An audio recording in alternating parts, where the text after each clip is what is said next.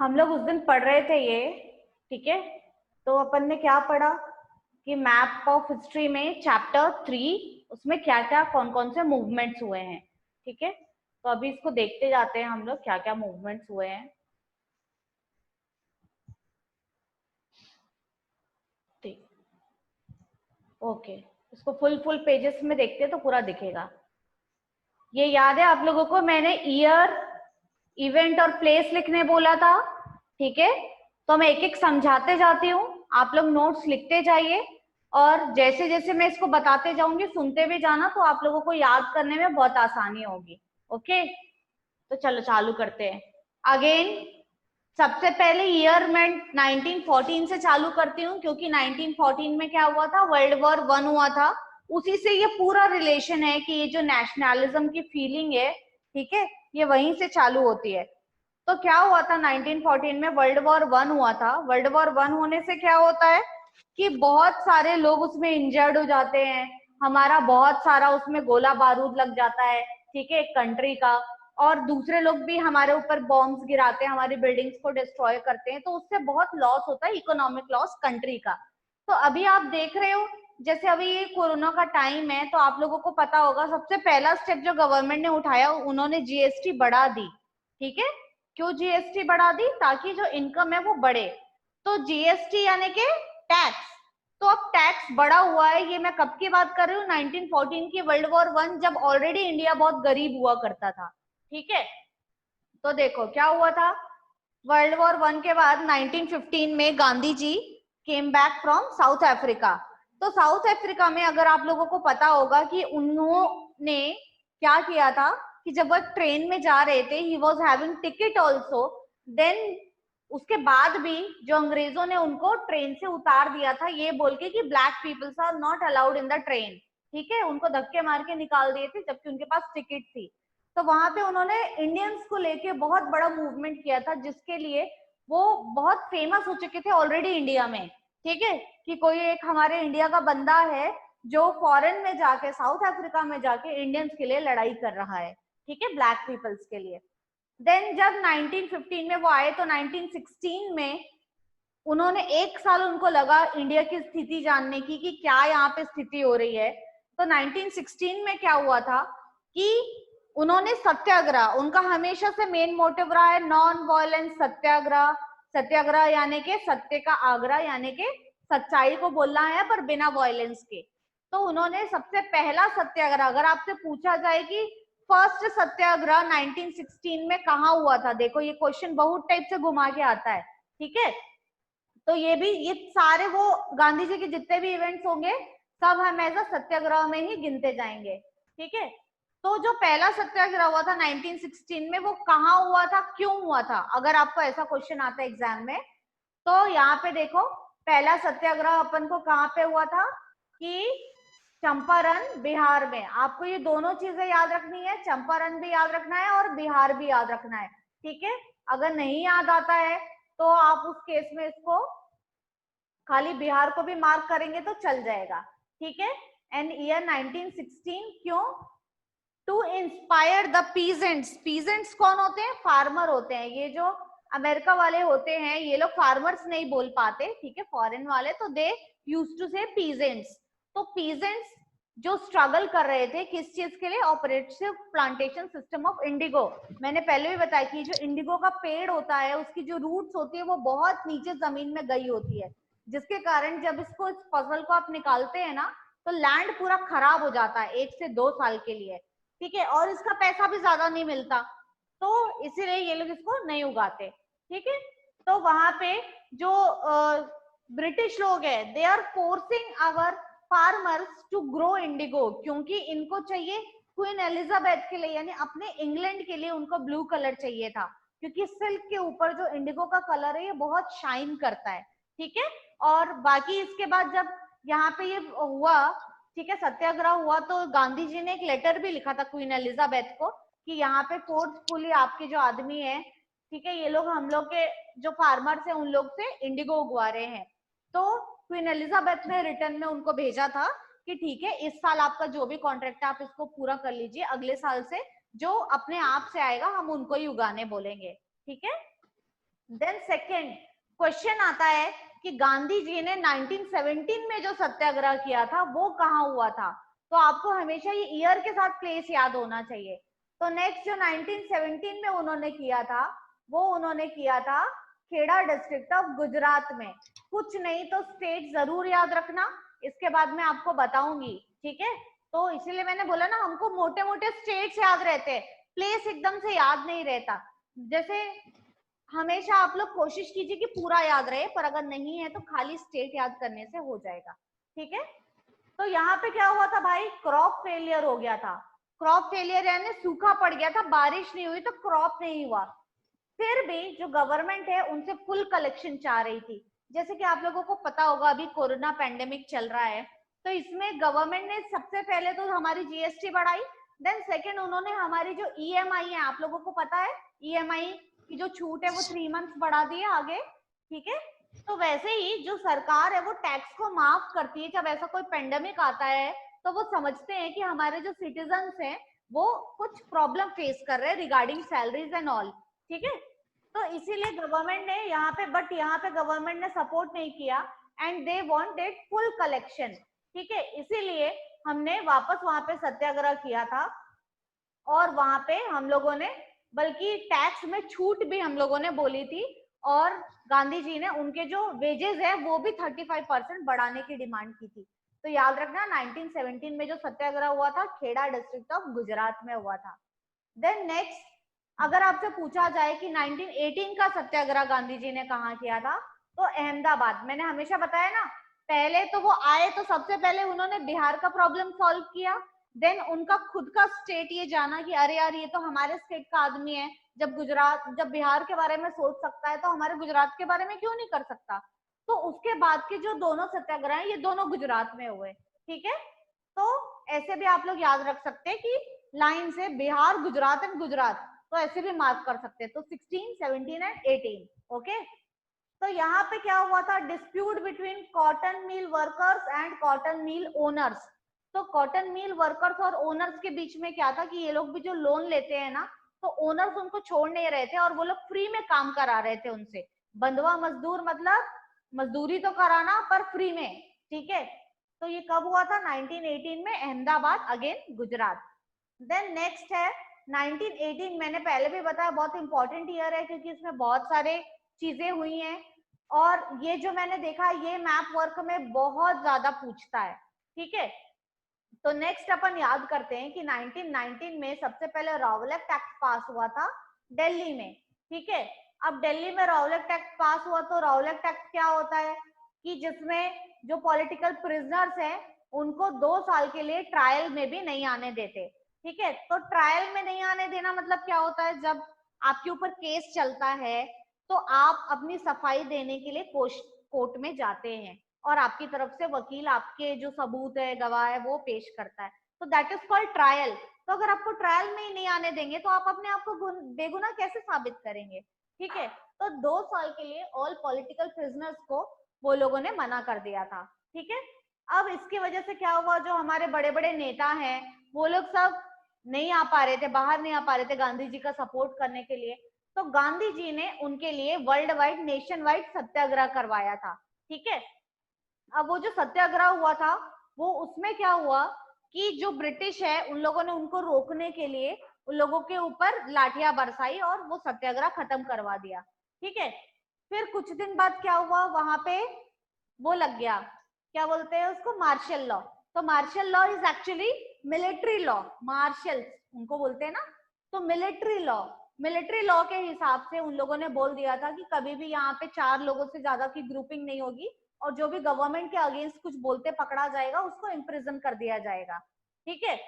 तो कुछ दिन बाद 13 अप्रैल को जलियांवाला बाग में जो है उस समय मार्शल लॉ लग चुका था, और मार्शल लॉ के हिसाब से लोग ज्यादा ग्रुपिंग नहीं कर सकते। तो जलियांवाला बाग में क्या हुआ था उस समय की बैसाखी, एनुअल बैसाखी फेयर, जैसे अभी जो जगन्नाथ यात्रा है आज आप लोगों को पता है कि इसके लिए उड़ीसा बहुत फेमस है, वैसे ही बैसाखी फेयर के लिए जो है ये जलियांवाला बाग बहुत फेमस था उस समय। तो लोग क्या करते थे, जैसे दुर्गा पूजा में बंगाली छुट्टी लेके कोलकाता जाते हैं, तो वैसे ये लोग सब छुट्टी लेके कहाँ गए थे, अमृतसर पंजाब। अब वहां पे ये लोग सब फेयर में बैठे तो होते हैं ना हमारे यहाँ के बड़े बुजुर्ग, वो लोग क्या काम करते हैं, अरे हमारे देश में ऐसा हो गया, मोदी जी ने ऐसा कर दिया, राहुल गांधी ने ऐसा कर दिया, तो इस टाइप से वो लोग बातें लेके बैठ गए और वही बातों बातों में उन लोगों ने ये सब राउलट एक्ट का जिक्र कर दिया। तो क्या होता है कि पुलिस वालों के जो दूत होते हैं वो सब जगह होते हैं, राइट।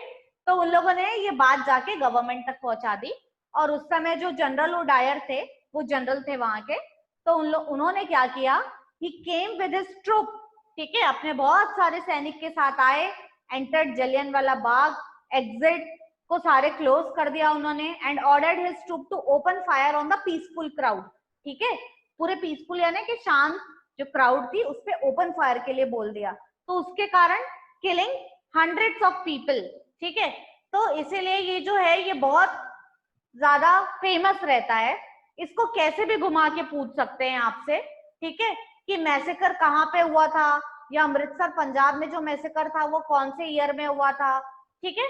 तो 1919 में या 1919 में कौन सी ऐसी बड़ी घटना हुई थी पंजाब में, तो इस टाइप से आप पूरा याद रखेंगे।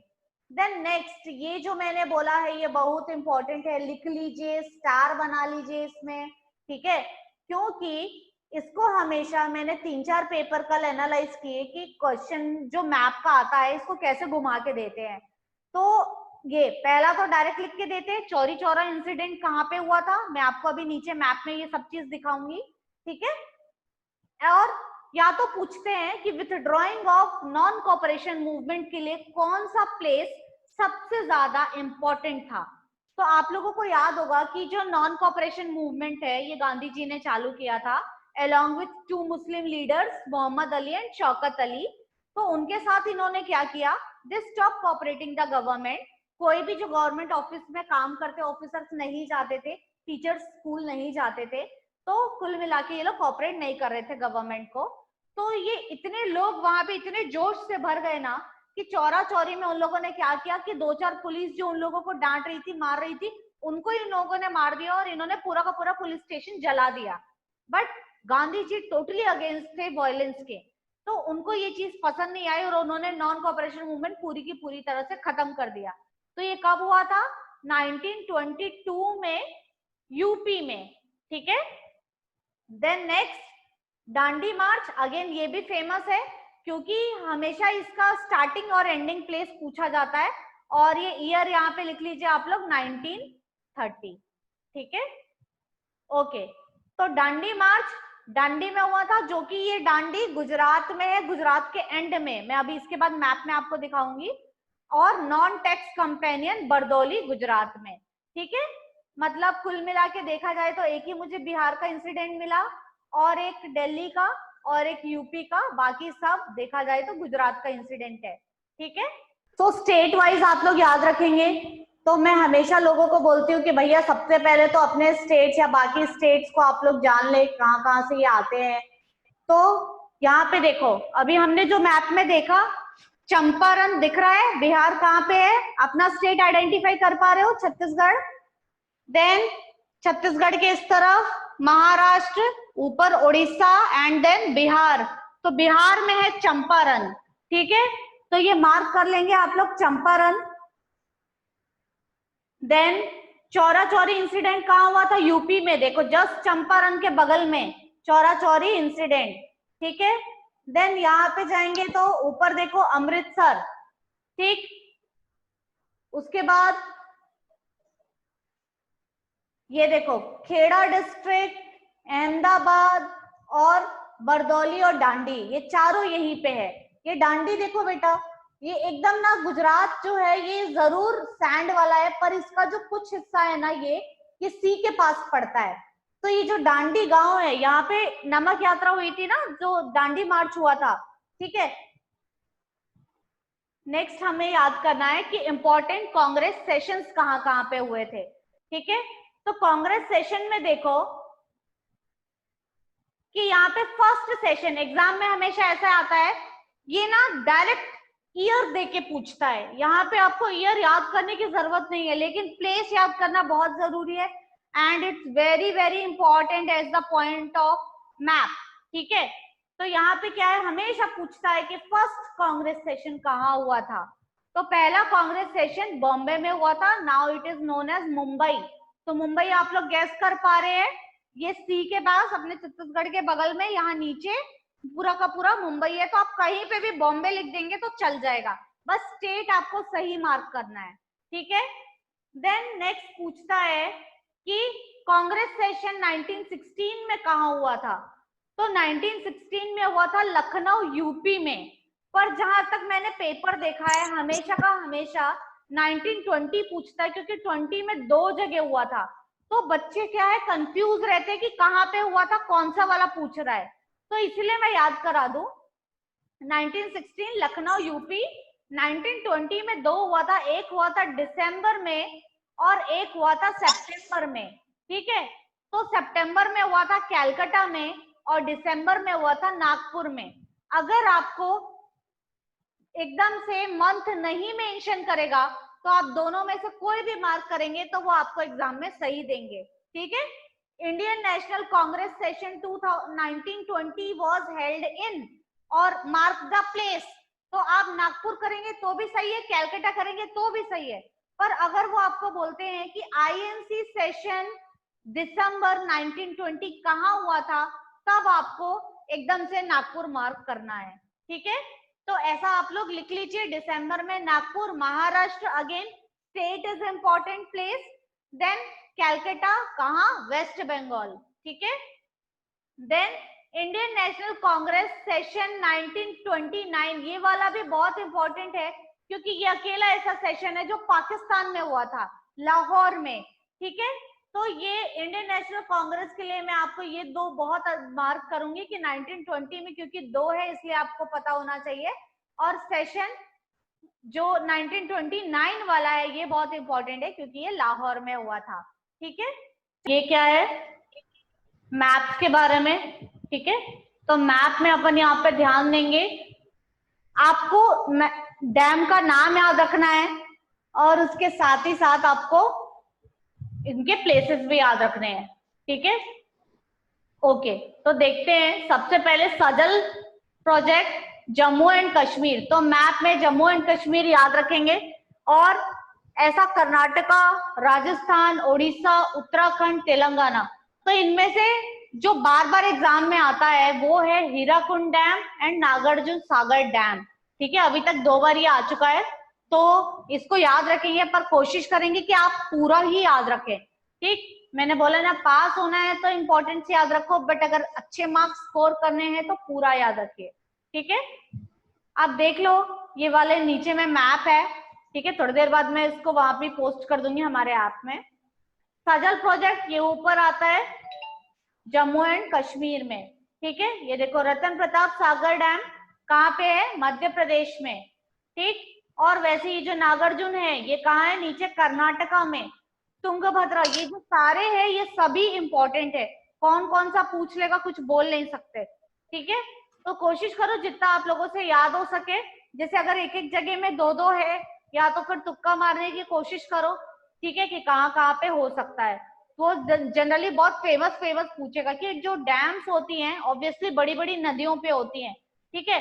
तो ऐसी ऐसी नदियां जो बहुत बड़ी हैं ये हमेशा उनसे रिलेटेड पूछेंगे, ठीक। या रिसेंटली अगर वहां पे कुछ हुआ है तो, जैसे कि अभी अभी केरल में, कर्नाटका में इतना सारा फ्लड आया है, तो वहां पे कौन सी नदी जाती है, तो ये इसीलिए ये कर्नाटका का जो है ये सब मेन है, ठीक है। देन आगे बढ़ते हैं, ये पूरा नोट कर लीजिए। आयरन एंड स्टील प्लांट, ये तो बहुत इजी है क्योंकि आप ही के स्टेट में है एक ये, ठीक है। तो इसमें से बहुत सारी जगह ये मिलता है, पर आप लोग जस्ट याद करने की कोशिश कीजिए कि हम जब रिसोर्स पढ़ते हैं तो आयरन हमें कहाँ ज्यादा मिलता है, ठीक है। तो एक तो छत्तीसगढ़ में आप लोगों को पता है कि यहाँ पे भिलाई स्टील प्लांट है, तो steel is what, again iron, iron का प्योर फॉर्म होता है, ठीक है। तो एक हो गया छत्तीसगढ़। देन अगर छत्तीसगढ़ में मिलता है तो भैया जमीन को तो नहीं पता ना ये छत्तीसगढ़ है, इसको पता है कि इसके नेबरिंग स्टेट्स में भी होगा, तो आप चाहें ना तो ऐसा इस टाइप से तुक्का मार सकते कि जमीन ना फैली हुई है और इसके ऊपर हमने स्टेट्स बाउंड्री डिवाइड की है, पर ये कहाँ कहाँ मिलता है, तो एक है छत्तीसगढ़, देन हमारे पड़ोसी राज्य कौन है, उड़ीसा, झारखंड कहाँ आता है, देन अगेन ये हो गया हमारा बिहार, ठीक है। तो ये तीनों स्टेट्स को याद रख लीजिए।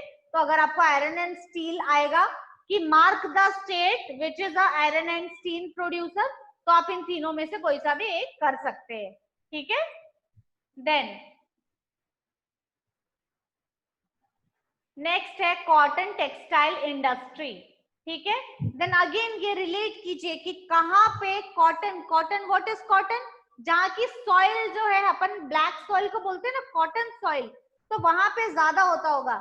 अब मैंने जब उस समय सॉइल डिस्ट्रीब्यूशन बताया था, इसके बाद लास्ट में सॉइल डिस्ट्रीब्यूशन भी है, हम लोग देखेंगे कि जो ब्लैक सॉइल है ये जनरली इंडिया के मैप में बीच बीच में ज्यादा आती है। तो बीच में यानी सेंट्रल स्टेट्स कौन है, अगेन छत्तीसगढ़, मध्य प्रदेश, बिहार, ये सारे, ठीक है, महाराष्ट्र। तो आप इसमें से कॉटन एंड टेक्सटाइल में से कोई भी दो याद कर लीजिए। एक तो ये मध्य प्रदेश का Indore cotton and textile industry है, ये याद करना बहुत इजी है क्योंकि मध्य प्रदेश का कैपिटल इंदौर है, ये भोपाल है, ठीक है। तो इंदौर पहले था, तो इस स्टेट के दो कैपिटल है वहां के, तो ये मेजर सिटी है, इसलिए Indore cotton textile industry Madhya Pradesh, ठीक है। देन नेक्स्ट है यहाँ पे महाराष्ट्र का मुंबई कॉटन टेक्सटाइल, ऑब्वियसली ये भी मार्क कर सकते हो, महाराष्ट्र का कैपिटल मुंबई। तो आपको नाम याद नहीं आए तो ऐसा स्टेट्स याद रखिए, हमेशा सेंट्रल के रहेंगे, ठीक है। ये देखो यहाँ पे मार्क किया हुआ है, तो हो सकता है आपको ऐसा मार्क करके आए, ठीक है। तो ये याद रखेंगे, मुंबई, इंदौर, अहमदाबाद, सूरत, कानपुर, कोयम्बटूर, मदुरई। तो इसमें से जो जो आपको मेन लगता है वो याद कर लेंगे। देन नेक्स्ट है न्यूक्लियर पावर प्लांट। तो देखो न्यूक्लियर पावर प्लांट जनरली हमारे नॉर्थ में बहुत है, ये साउथ में एक भी नहीं है। तो ऐसे भी याद रखेंगे कि न्यूक्लियर का जो पावर्स है ये पूरा का पूरा नॉर्थ की तरफ है। तो नॉर्थ में अगर हम नॉर्थ के बारे में सोचे, इंडिया के नॉर्थ के बारे में, तो सबसे पहले हमारे दिमाग में यूपी आता है, ठीक है। तो इस टाइप से अपन कर सकते हैं यूपी। देन राजस्थान है साइड में। ये देखो ये मैप अगर आप देखो तो पूरा हमारे इंडिया में ना एक तरफा न्यूक्लियर पावर का डिस्ट्रीब्यूशन है, सिर्फ इसी तरफ में है, ठीक है। तो ऐसे आप लोग याद कर सकते हैं, ये यूपी, फिर ये जमीन और कहाँ गई है, तो बगल में जो राजस्थान है वहां, और कहाँ पे गई है, तो गुजरात में, फिर गुजरात से ही ये नीचे नीचे आई है महाराष्ट्र में, और नीचे आप देखेंगे तो ये अलग दूसरा स्टेट है, ठीक है, तमिलनाडु हो सकता है ये, ओके। देन नेक्स्ट अपन पढ़ेंगे बेवरेज क्रॉप। ये तो बहुत इजी है, पहला है कॉफी, अगला है टी। मैंने पहले भी बताया था बेवरेज यानी पीने की चीजें। तो कॉफी के लिए जो हमारे साउथ इंडियन फ्रेंड्स हैं, साउथ में कॉफी ज्यादा फेमस है, ठीक है। बोला जाता है, मतलब इसकी अगर मैं आपको स्टोरी बताऊं, तो पहले जो अंग्रेज आते थे ना, तो वो सी पोर्ट से इंडिया आते थे, तो ये लोग जनरली वही तमिलनाडु से ही आते थे, क्योंकि इनको चाहिए थी हमारे इंडिया की स्पाइसेस, कॉटन एंड सिल्क, ये बहुत फेमस था, इसीलिए अंग्रेज हमारे देश में आए थे, इंडिया में आए थे। तो ये क्या है, अपने वहां से कॉफी इनको पीने का बहुत शौक था, पर इंडिया आने से कॉफी नहीं मिलती थी इनको। और तुमको तो पता है ना कि ये जो सी पोर्ट है ये बहुत लॉन्गेस्ट है, सबसे ज्यादा डिस्टेंस ये लेता है, अगर हम मीन्स ऑफ ट्रांसपोर्ट में देखें तो ज्यादा टाइम कंज्यूमिंग शिप है एज कंपेयर टू हवाई जहाज, ठीक है। तो ये लोग अब इतने दिन यहाँ पे रुकते थे, आते थे, तो एक आध महीना तो इनको कॉफी चाहिए होती थी। तो ये लोग क्या किए, एक बार वहां से सीड्स ले आए कॉफी की, और यहाँ पे जब वो लोग साउथ में लैंड हुए तो इन लोगों ने वो सीड्स यहाँ साउथ में डाल दी, तो ये धीरे धीरे धीरे धीरे पूरे साउथ में फैल गई, ठीक है। तो कॉफी के लिए सबसे ज्यादा कर्नाटका, केरला एंड तमिलनाडु, ये बिल्कुल जैसे मैंने लिखा है इसी सीक्वेंस में यहाँ पे ज्यादा है, कर्नाटका में सबसे ज्यादा उगता है, देन केरला में, एंड देन तमिलनाडु में, ठीक है। फिर आते हैं नीचे। अच्छा मैं इसके लिए एक और चीजें बताती हूँ, अगर आपको टी कॉफी के बारे में जानना है तो याद करो, जब अपन हिल स्टेशन जाते हैं, जब हम ऊपर जाते हैं सिक्किम की तरफ, ठीक है, वहां पे क्या है, शिमला है, मनाली है, और जब हम नीचे आते हैं यहाँ पे ऊटी है, कुर्ग है, ठीक है। तो ऊटी कुर्ग में ये जो अपन को दिखते हैं ना स्टेप्स में टेरेस क्रॉपिंग में, तो टेरेस क्रॉपिंग में हमको चाय की बागान, कॉफी की बागान यही दिखती है, ठीक है। तो ये याद रखना, जब अपन ऊपर जाते हैं इंडिया में शिमला की तरफ, तो शिमला की तरफ हमको मिलता है सिक्किम, हिमाचल प्रदेश, आसाम एंड वेस्ट बंगाल, ये टी के लिए बहुत फेमस है। और जब हम नीचे ऊटी या कुर्ग की तरफ आते हैं तो हम केरला, तमिलनाडु और कर्नाटका की बात कर रहे हैं तो ये कॉफी के लिए फेमस है। तो ये जो दोनों क्रॉप है ये हमेशा हिल स्टेशन में ही उगते हैं, ठीक है।